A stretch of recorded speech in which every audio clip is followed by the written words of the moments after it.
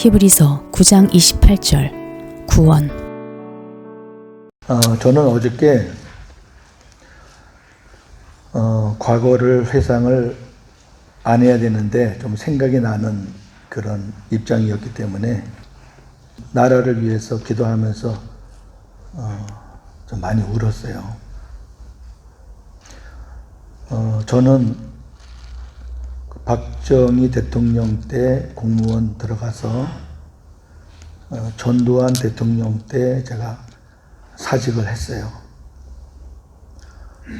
사직을 하게 된 동기는 신학을 해야 되겠다라는 마음도 한편에 있었지만 80년도 사건이 있은 다음에 그 공무원 세계는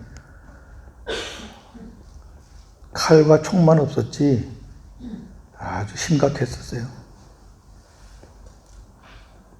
지방이 서로 다른 사람끼리 얼마나 못된 짓을 하는지. 그래서 그 일 있고 나서 많은 사람들이 사표를 냈어요.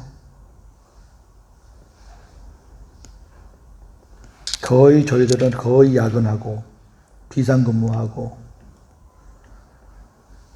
결국은 저도 9월 달에 사표를 냈죠. 참 슬픈 역사입니다. 저는 그때 공무원을 했었기 때문에 너무 잘 알아요.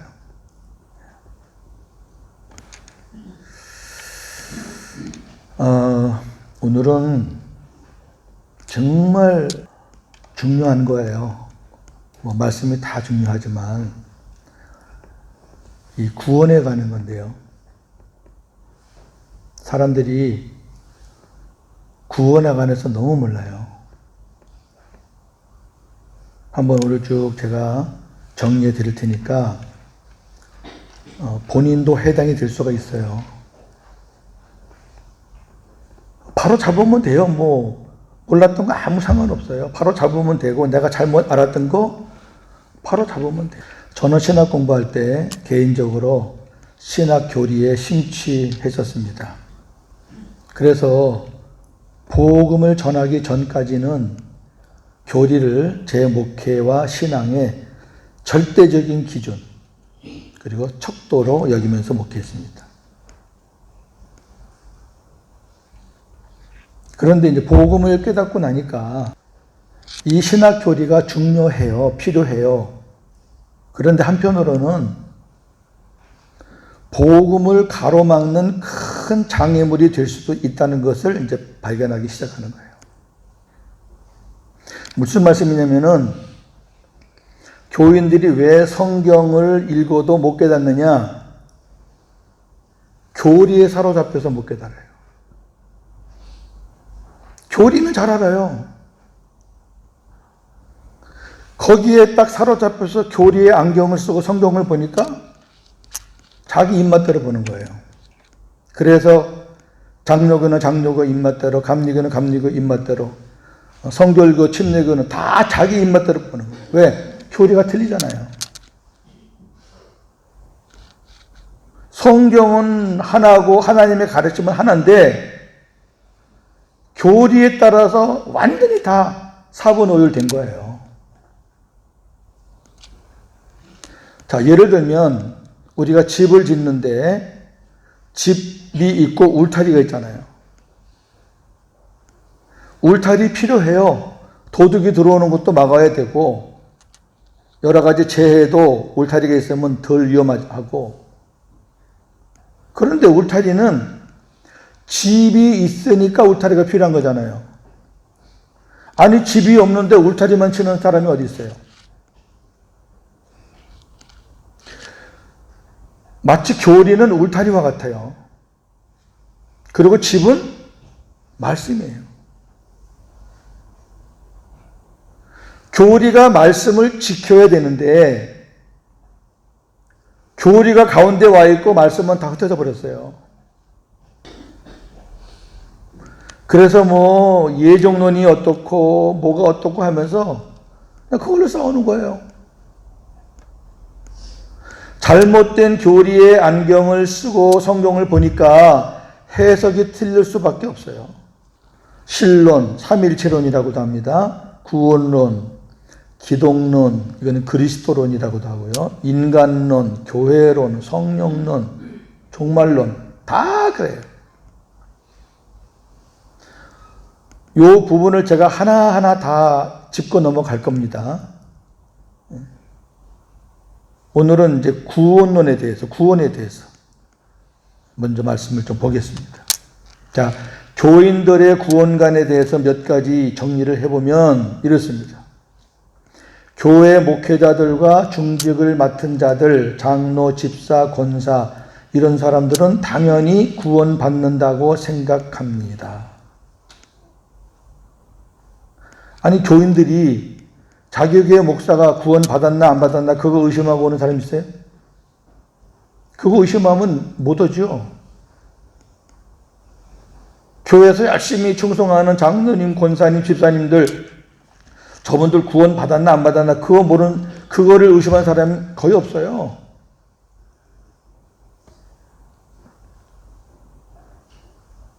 그런데 우리가 구원 받음에 있어서 목회자냐 중직자냐는 아무 관계가 없어요.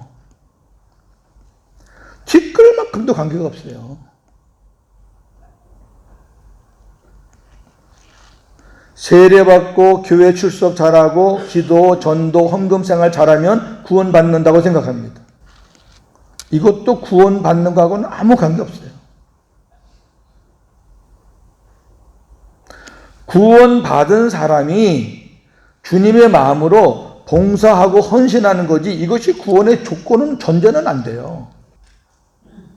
그러니까 우리가 외형적으로 이런 것들을 하는 사람을 보고 야, 저 사람은 정말 1등으로 구원받을 사람이야. 하나님 앞에 가면 상도 많이 받을 거야. 그렇게 우리가 함부로 말하시면 안 돼요. 그리고 조금 게으르고 말썽 부리고 사고 치는 사람들 향해서 아이고 저거 구원 받겠나? 저러 가지고 어떻게 구원 받겠어? 그렇게 말해서도 안 돼요. 우리가 교리에서 배웠잖아요. 교리. 행위 구원은 아니다. 우리는 믿음으로 구원받는다. 하나님의 은혜로 구원받는다. 이렇게 아주 줄줄줄 외우면서도 왜 이런 거 말할 때는 행위 구원을 갖다 붙이냔 말이에요. 저 사람이 행위 보니까 구원 못 받은 것 같네. 아니 구원을 하나님이 시켜놓은 거지 자기가 시키나. 이런 것들 때문에 문제가 되는 거예요. 제자 훈련 받고 모범적으로 봉사하고 헌신하는 교우들은 구원은 물론 상급도 받을 거야. 저 사람들은 남다른 사람들이야. 특출한 사람들이니까. 이렇게 함으로 인해서 제자 훈련 받은 사람들을 다 멍청이로 만들어 놓는 거예요. 예수님의 십자가와 부활과 재림을 믿으면 구원받는다. 예수님이 2000년 전에 십자가 지시고 부활하셨고 그 다음에 마지막 재림하시는 거 그것만 믿으면 구원받는다. 이렇게 생각하는 사람들. 과연 그럴까요?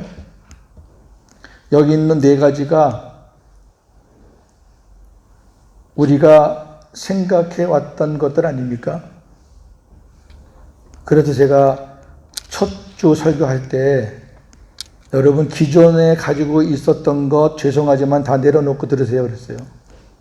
그거 안 내려놓으시면 저는 성경 갖고 얘기합니다. 개인적인 말하는 거 아니에요.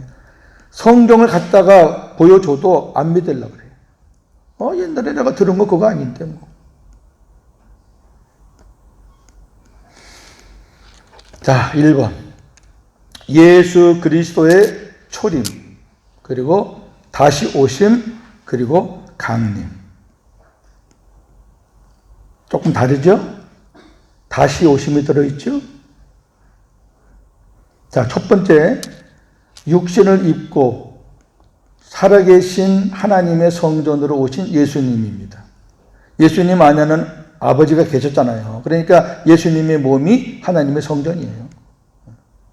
이 성육신이에요. 육신을 입고 오신 예수님. 초림이에요, 초림. 오신 목적은 십자가에서 피 흘려 죽으심으로 우리의 죄를 사해 주시기 위함입니다. 히브리서 9장 26절 이제 자기를 단번에 제물로 드려 죄를 없이 하시려고 세상 끝에 나타나셨느니라.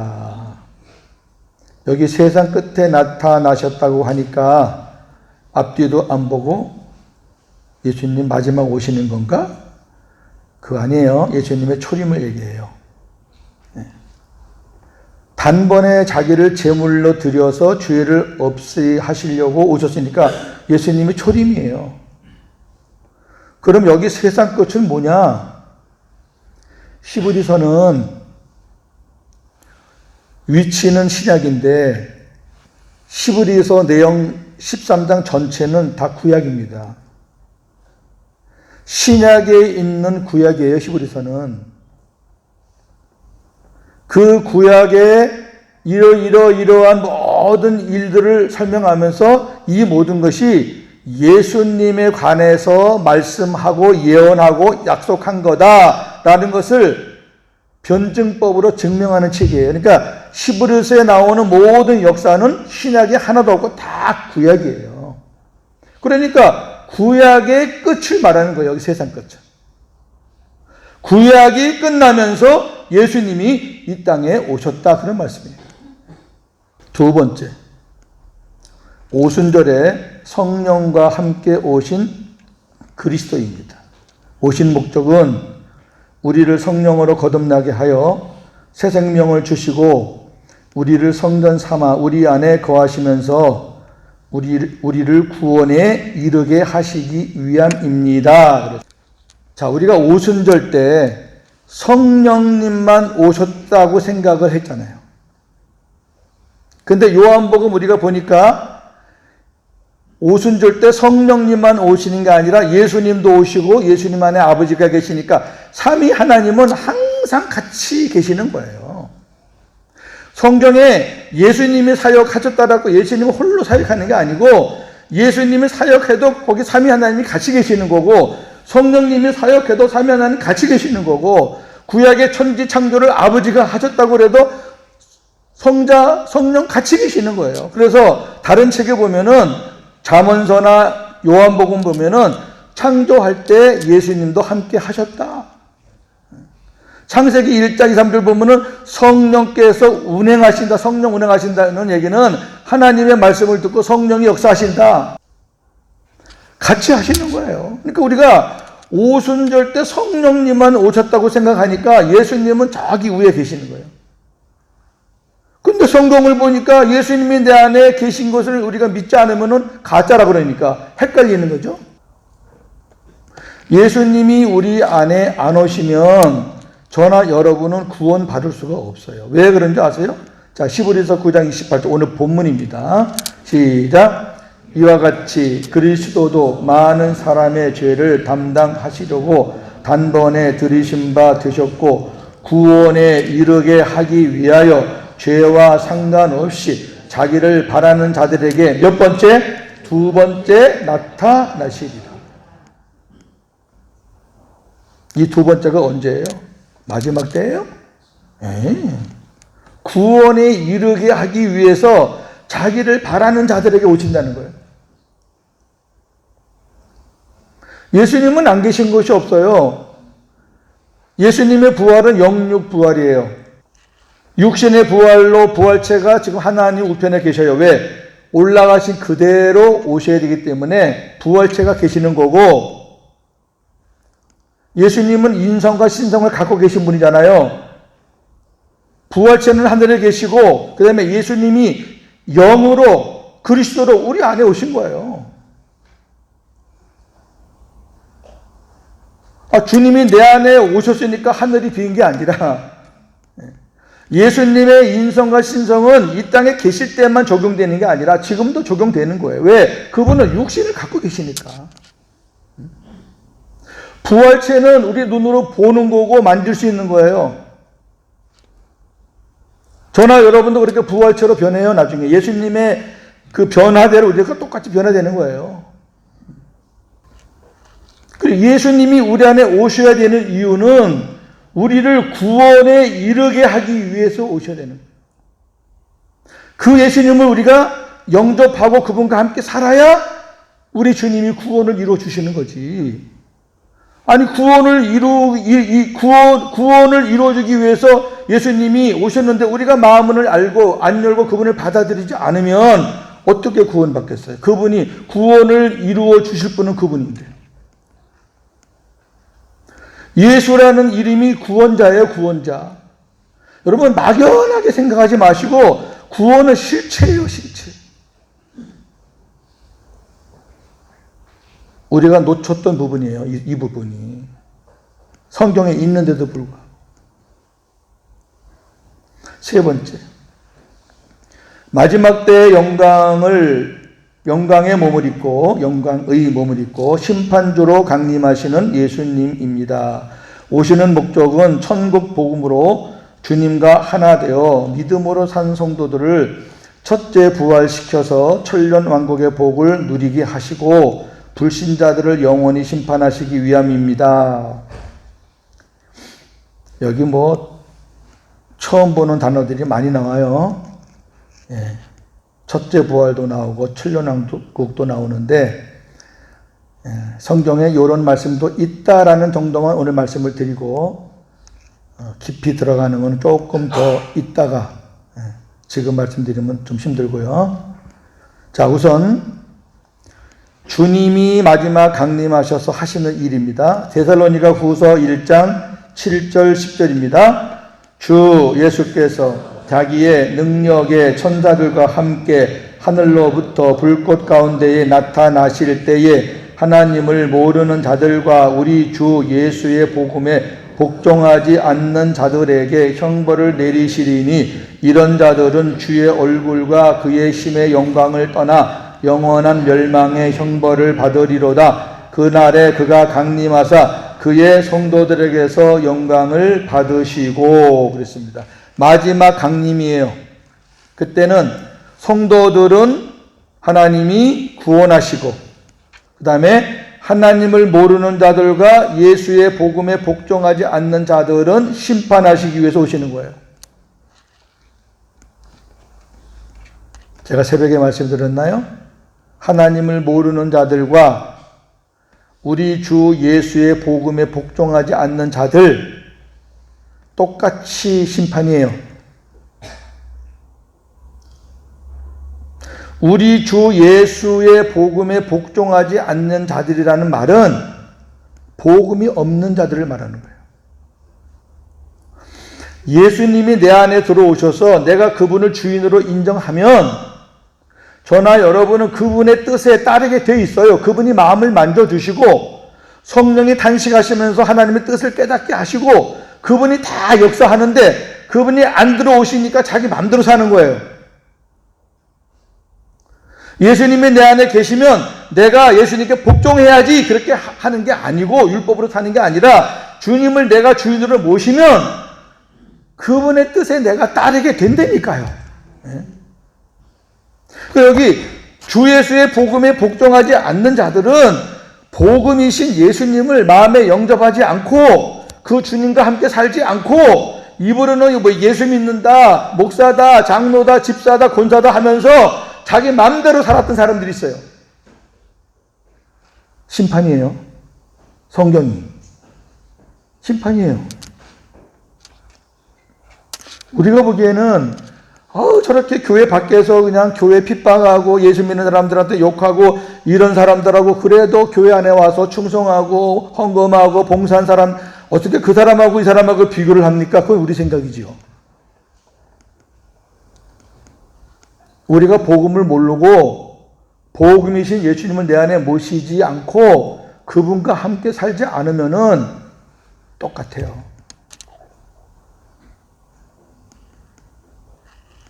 계시록 20장 4절 5절에 보면은 천년왕국과 첫째 부활이 나옵니다. 시작. 또 내가 보니 예수를 증언함과 하나님의 말씀 때문에 목배임을 당한 자들의 영혼들과 또 짐승과 그의 우상에게 경배하지 아니하고 그들의 이마와 손에 그의 표를 받지 아니한 자들이 살아서 그리스도와 더불어 1000년 동안 왕노릇하니 그 나머지 죽은 자들은 그 1000년이 차기까지 살지 못하도다. 이는 첫째 부활이라. 성경에 천년 왕국과 첫째 부활이 있다는 것만 오늘은 인지하시면 돼요.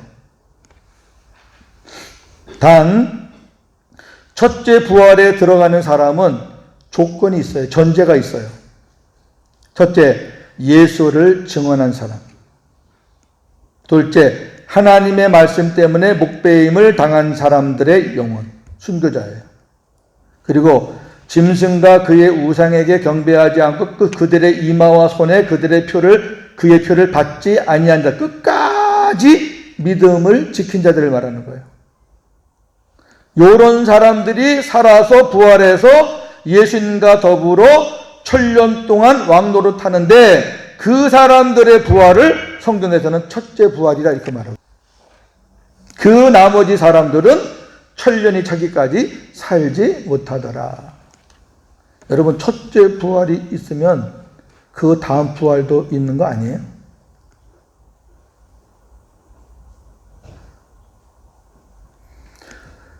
제가 다니던 학교에서는 무천년설을 가르쳤어요. 무천년설.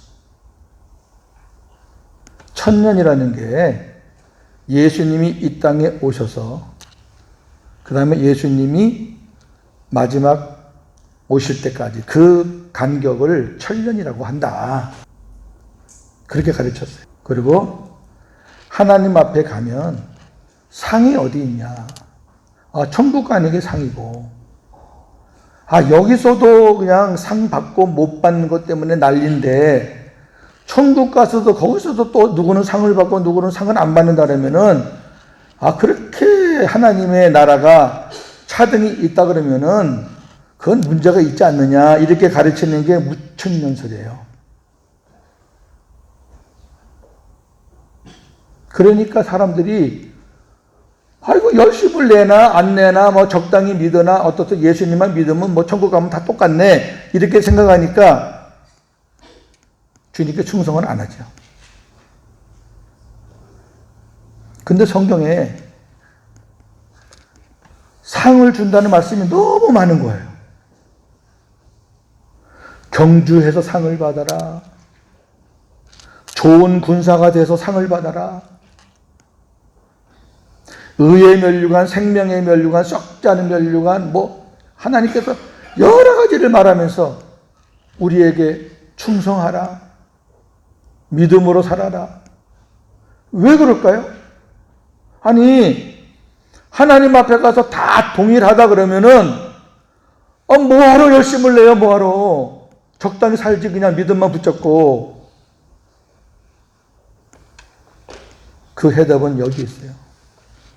첫째 부활하는 사람들은 그렇게 적당히 시간 때우면서 살았던 사람들이 아니잖아요.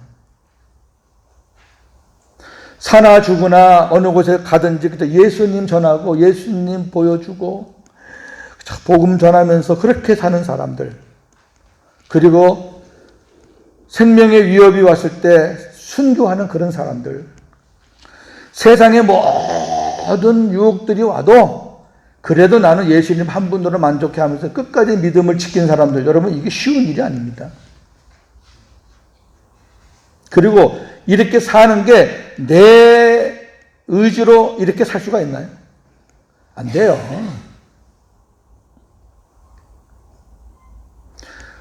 이 복음에 대해서 이제 저와 여러분들이 나눌 때 빨리 감지가 되시는 분들이 있고 조금 늦게 감지가 되시는 분들이 있어요.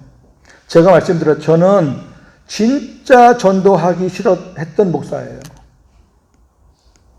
근데 이 복음이 딱 깨달아지니까 내 의지와 상관없이 하나님이 전도할 수 있도록 마음도 만져주시고 환경도 만져주시고 만나는 사람마다 그 사람 마음을 만져주시고 주님이 하게 하셔요.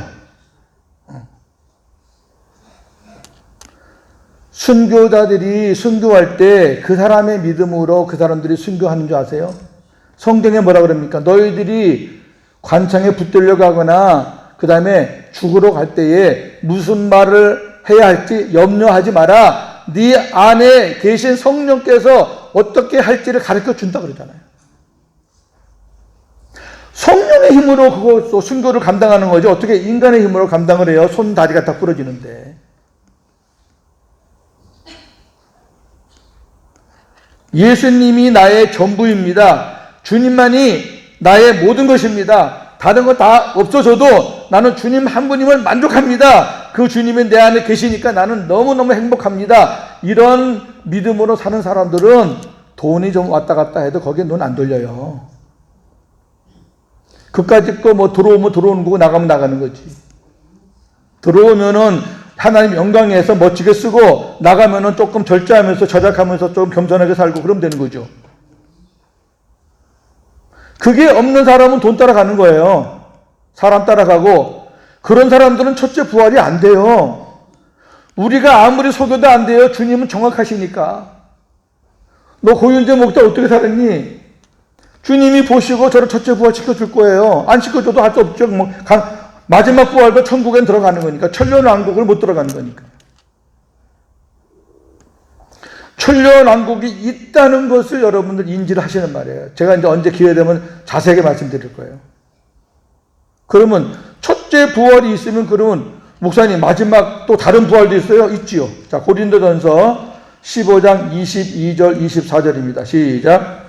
아담 안에서 모든 사람이 죽은 것 같이 그리스도 안에서 모든 사람이 삶을 얻으리라. 그러나 각각 자기 차례대로 되리니 먼저는 첫 열매인 그리스도요 다음에는 그가 강림하실 때에 그리스도에게 속한 자요 그 후에는 마지막이니 그가 모든 통치와 모든 권세를 멸하시고 나라를 아버지 하나님께 바칠 때라. 여러분 부활이 차례가 있다는 거 아셨어요? 오늘 이 말씀 처음 보세요. 고린도전서는 부활장이에요. 전체가 다 부활에 관한 말씀이에요. 여기 그리스도 안에서 모든 사람이 삶을 얻는다는 얘기는 그리스도 안에 있는 모든 사람이 부활한다고 말해요. 부활하는데 각각 자기 차례대로 된다고. 자기 차례. 그러니까 뭐 가족별로 되는 게 아니고 구원은 개인적인 거잖아요. 개인별. 그 사람이 어떻게 살았냐 믿음에 따라서 부활을 시켜주는데 그 부활의 첫 열매가 예수님이에요. 예수님 같이 부활하는 거예요. 그 다음에 이제 먼저 부활하는 사람이 예수님이 강림하실 때 그리스도에게 속한 자요. 여기 속한다는 말을 우리가 보면은 붙어 있다고 말해요. 붙어 있다. 붙어 있다는 말 우리말로 좀 더 쉽게 하면은 친밀하다. 그 후에는 마지막에 다시 부활해요. 예수님이 강림하실 때 예수님께 붙어 있는 자들이 부활하는 게 첫째 부활이에요. 예수님을 증언한 자, 예수님 때문에 목배임을 당한 자, 예수님 때문에 끝까지 핍박을 당하면서도 유혹당하지 않고 믿음을 지킨 자. 그 사람들의 수고와 노고는 예수님이 천년왕국에서 멸류관을 씌워주시면서 다 노고를 위로하시는 거예요. 여러분 대충 살면서 하나님 앞에 가서 어떻게 멸류관을 받으실래요?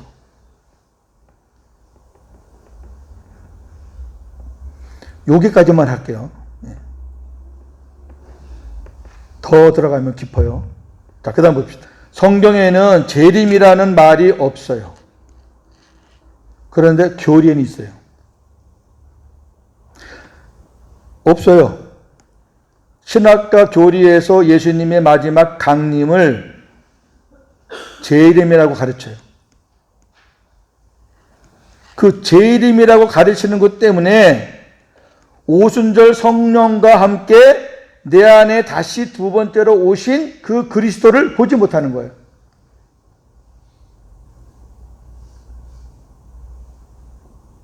성경은 주님이 마지막 때에 오시는 것을 재림이라고 하지 않고 강림이라고 말씀합니다. 성경에 주님이 마지막 때에 강림하신다는 말씀이 15번 나오는데 집에 가서 찾아보세요. 그런데 왜 많은 사람들이 주님이 재림하신다고 알고 믿고 있나요? 잘못된 신학 교리로 인해 눈이 가려워져서 복음으로 보지 못하기 때문이에요. 즉 그리스도께서 나를 구원하시기 위해 내 안에 오셨다는 것을 믿지 않고 모르기 때문이에요. 왜? 예수님은 마지막 때 재림하시는 거지. 그 전에는 예수님이 오실 일이 없어라는 게 딱 판이 박혀 있으니까 주님이 지금 내 안에 오신다는 것을, 내 안에 계셔된다는 것을 아예 생각조차 안 한다 그 말이에요. 이게 교리가 주는 맹점이에요. 저나 여러분이 속은 거예요. 성경에 없는 단어를 교리에서 씀으로 말미암아 나를 구원하시기 위해서 다시 성령님과 함께 내 안에 오신 그분을 우리가 못 보게 만드는 거예요. 왜? 우리는 계속 그분 오실 것만 생각하는 거예요. 오셨는데 이미. 그러니까 오신 주님하고 행복하게 멋지게 믿음으로 그렇게 살아야 되는데 맨날 삶은 찌들어지고 힘들어도 그래도 괜찮아. 나는 마지막 오실 주님만 기다리면 돼. 그렇게 사니까 힘든 거죠. 왜 그렇게 사세요? 성경에 없는 단어는 안 써야지요. 습관적으로 썼던 것을 다 없애야지요. 성경에 있는 단어는 강림이라는 것은 하나님이 신이 이 아래로 내려온다는 게 강림이에요. 육신을 입고 오셨을 때도 강림이고 강생, 강림 좋아요. 오순절 때 성령님과 함께 오신 주님도 강림이고 하나님이 오셨으니까 마지막 때 심판조로 구원자로 오시는 분도 그것도 강림이고 근데 거기다가 재림, 두 번째 오시는 주님 그렇게 딱 찍어 놓으니까 내 안에 오신 주님을 아예 생각지도 못하게 하는 마귀의 속임수란 말이에요. 넘기세요. 구원에 대한 올바른 이해. 1번 예수 그리스도가 복음이요 영생이요 구원입니다. 그러므로 예수 그리스도를 영접하여 내 안에 하나님의 생명이 있는 자가 하나님의 자녀요 영생을 가진 자요 구원받은 자입니다. 로마서 1장 2절 4절입니다. 이 복음은 하나님이 선지자들을 통하여 그의 아들에 관하여 성경에 미리 약속하신 것이라. 그의 아들에 관하여 말하면 육신으로는 다윗의 혈통에서 나셨고 성결의 영으로는 죽은 자들 가운데서 부활하사 능력으로 하나님의 아들로 선포되셨으니 곧 우리 주 예수 그리스도시니라. 예수님이 복음이에요. 이 복음은 구약의 선지자들이 그의 아들에 관해서 하나님의 아들에 관해서 계속 예언하고 약속했는데 바로 그 아들이 누구냐? 우리 주 예수 그리스도라. 복음은 예수님이 복음이에요. 요한복음 1장 12절 영접하는 자 곧 그 이름을 믿는 자들에게는 하나님의 자녀가 되는 권세를 주셨으니 영접해야 돼요. 영접. 머리 말고요. 머리 말고. 진짜 그분을 내 주인으로 모셔드리란 말이에요. 내 마음에 왕의 보좌를 만들어 놓고 그분을 그 보좌에 모시란 말이에요. 그리고 그분의 가르침 받고 살라 그 말이에요. 그분은 절대적으로 우리를 의로운 길, 선한 길, 좋은 길로 보내시지 우리를 골탕 먹이는 분이 아니에요. 여러분, 내가 잘못 가서 시험 들어놓고 하나님이 나에게 시험을 줬다 하지 마세요. 마귀에게 속아서 당한 거지. 아니, 우리 아버지가 왜 우리를 자꾸 골탕을 먹여요? 야고보서에 보면은 하나님을 시험하는 자라 하지 말라 그랬어요. 욕심이 잉태돼서 그게 시험이 되는 거죠. 예수님을 내가 믿는다. 나는 예수님을 믿습니다. 그 예수님을 믿는다는 것은 곧 예수님을 내 안에 영접한다는 것과 같은 뜻이라고 말해요. 영접은 안 하고 입만 믿으면 됩니까? 요한일서 5장 10절 12절입니다. 하나님의 아들을 믿는 자는 자기 안에 증거가 있고 증거는 이것이니 하나님이 우리에게 영생을 주신 것과 이 생명이 그의 아들 안에 있는 그것이니라. 아들이 있는 자에게는 생명이 있고 하나님의 아들이 없는 자에게는 생명이 없느니라. 아멘. 하나님이 우리에게 영생을 주셔요. 영생은 하나님의 생명이에요. 근데 하나님이 우리에게 직접 영생을 주실 수가 없다 그랬잖아요. 그래서 하나님이 그 생명을 그의 아들에게 줬어요. 그래서 이 생명이 그의 아들 안에 있는 그것이라 그랬어요. 하나님의 생명은 예수님에게만 있어요. 어느 누구에게도 없어요. 그래서 그 예수님을 내가 내 안에 모셔야 하나님의 생명이 내 안에 들어오는 거라니까요. 예수님이 안 계시면은 하나님의 생명이 없고, 예수님이 계시면은 하나님의 생명이 있다라고 말씀하잖아요. 두 번째, 어느 시대든지 누구든지 예수 그리스도가 아니면 구원을 받을 수 없습니다. 구약 시대는 그리스도를 보내주시기로 한 하나님의 약속을 믿음으로 구원을 받았죠.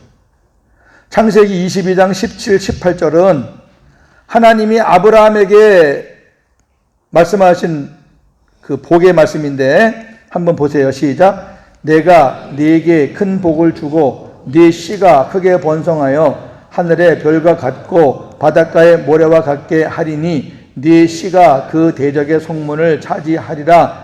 또 네 씨로 말미암아 천하 만민이 복을 받으리니 이는 네가 나의 말을 준행하였음이니라 하셨다 하니라. 아멘. 여기 네 씨가 여러 번 나오죠.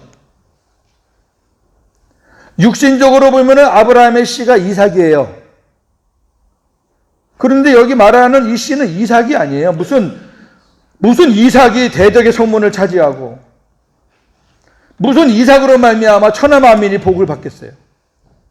여기 말하는 네 씨는 이삭이 육신의 자녀를 얘기하는 게 아니죠. 갈라디아 3장 16절이 그 해답을 주고 있습니다. 시작. 이 약속들은 아브라함과 그 자손에게 말씀하신 것인데 여럿을 가리켜 그 자손들이라 하지 아니하시고 오직 한 사람을 가리켜 네 자손이라 하셨으니 곧 그리스도라. 여기 네 씨라는 게 자손인데 네 씨들 이렇게 안 하고 네 씨로 말미암아 네 씨가 번성해서 네 씨 이렇게 말한 거는 단수로 말한 거는 바로 그 씨가 그리스도였기 때문이다.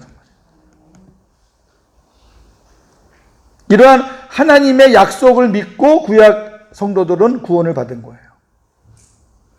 두 번째, 예수님 당시에는 구원자로 오신 하나님의 아들 예수님을 믿음으로 구원을 받습니다. 누가복음 8장 48절 예수께서 이르시되 딸아 네 믿음이 너를 구원하였으니 평안히 가라 하십니다. 예수님을 만나서 말씀을 듣거나 예수님 만나서 상담을 하거나 가르침을 받으면서 믿음이 생겨서 그 믿음으로 구원받는 거예요.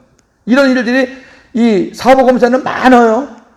모든 환자를 고칠 때 예수님이 고치는 거는 병만 고친 게 아니에요.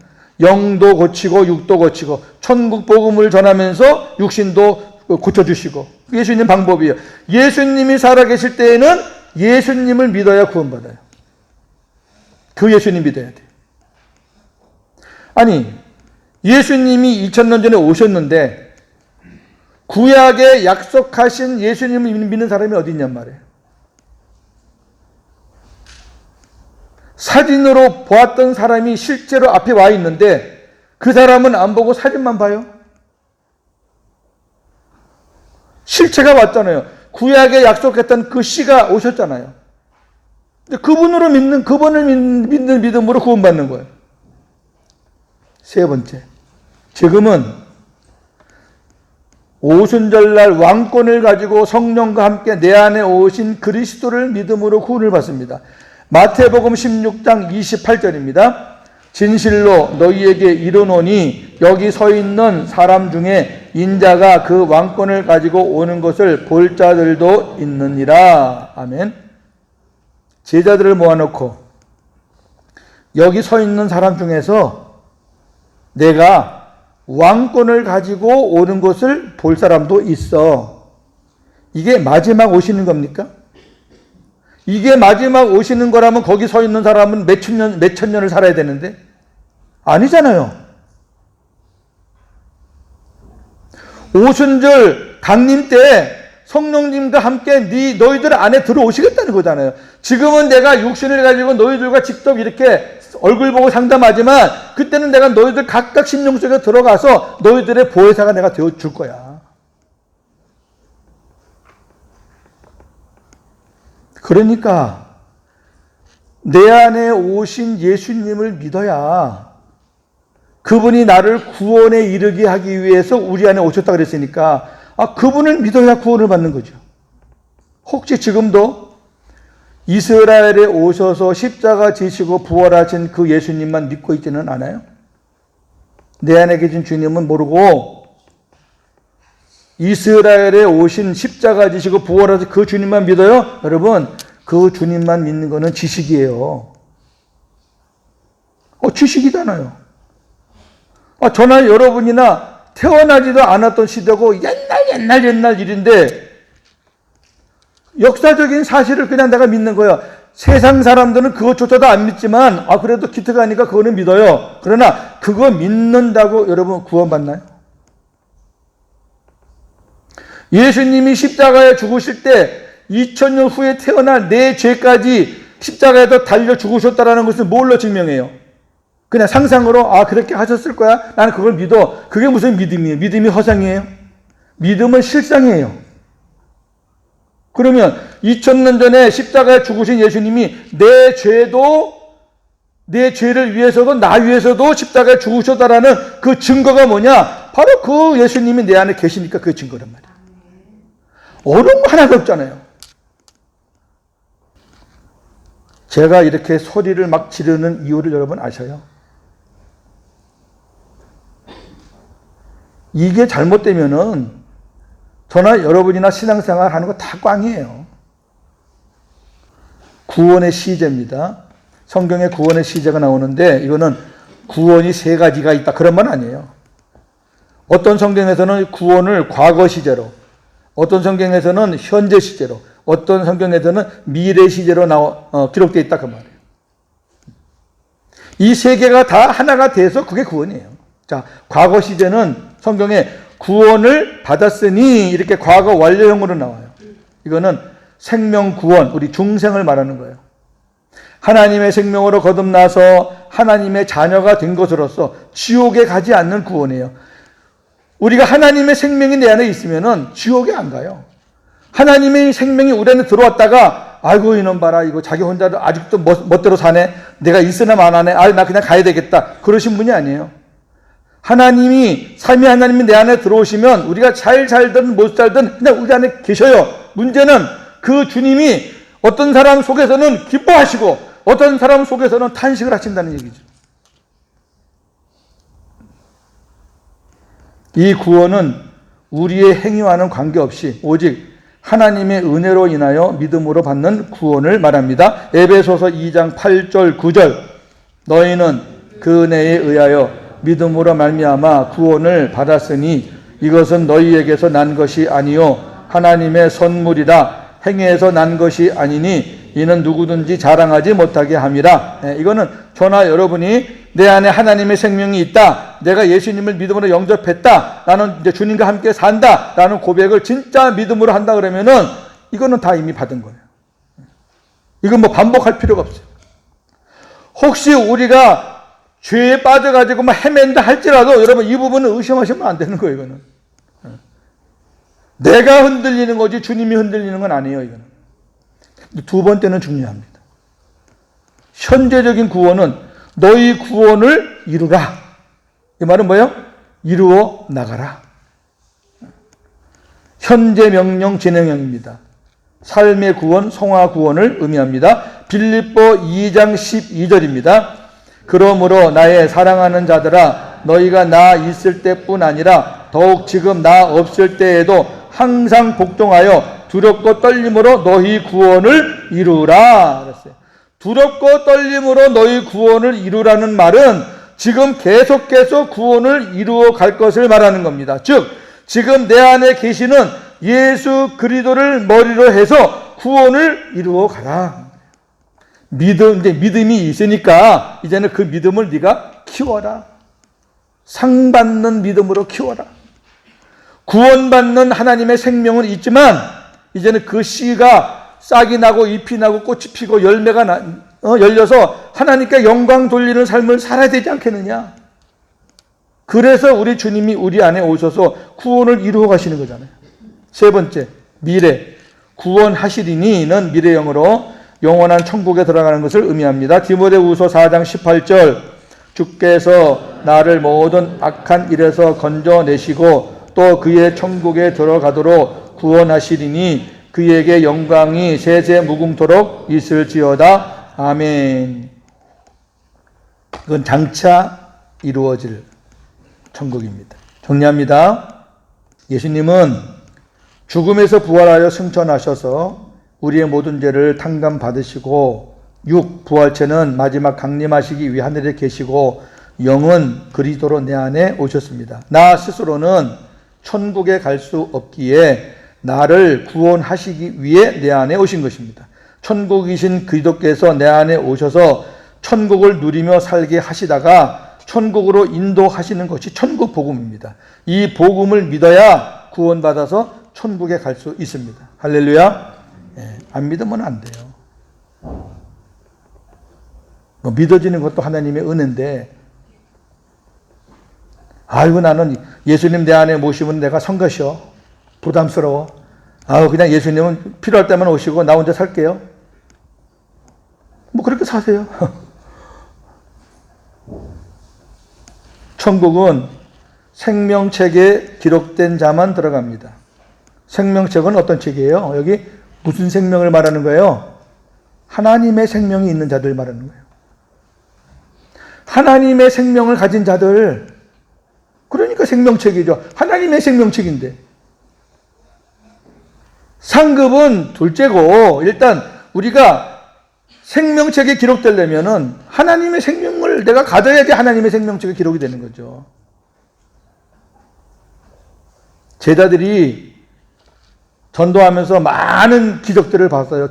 귀신들이 쫓아나가고 막 병들다가 일어나니까 제자들이 신바람이 난 거예요. 야, 예수님 막 이런 일도 있었고요, 이런 일도 있었고요, 막 자랑하니까 예수님이 따끔하게 하신 말씀이 뭐죠? 그런 걸로 기뻐하지 말고 너의 이름이 생명책에 기록된 것으로 기뻐해라. 목사라고 생명책 기록되나요? 교회 40년 다녔다고 생명책에 기록되나요? 하나님의 생명이 있어야 생명책에 기록되는 거예요. 자신의 구원관을 점검하시고 주님께 솔직한 고백을 드리면 좋겠고요. 구원관에 대해서 오늘 이 시간 이후로 흔들리지 않았으면 좋겠습니다. 기도하겠습니다. 감사합니다, 주님. 종을 통해서 구원의 복음을 증거케 하신 하나님을 찬양합니다.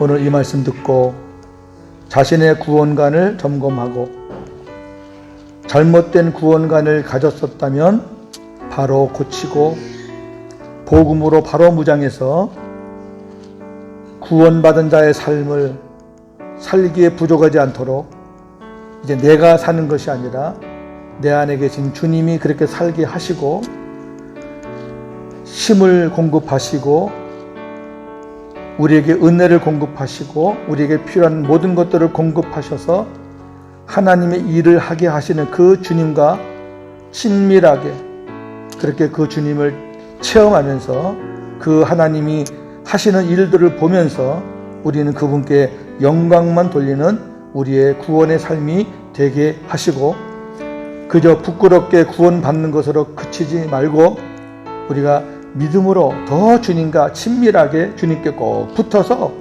포도나무가 가지가 나무에 붙어 있지 않으면 열매를 맺지 못하듯이 우리가 주님께 꼭 붙어 있는 삶을 살아서 첫째 부활과 천년 왕국의 복도 더불어 누릴 수 있는 그 귀한 성도들 되어지기를 소원합니다.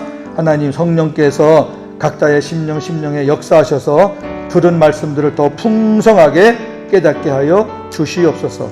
예수님의 이름으로 기도합니다. 아멘.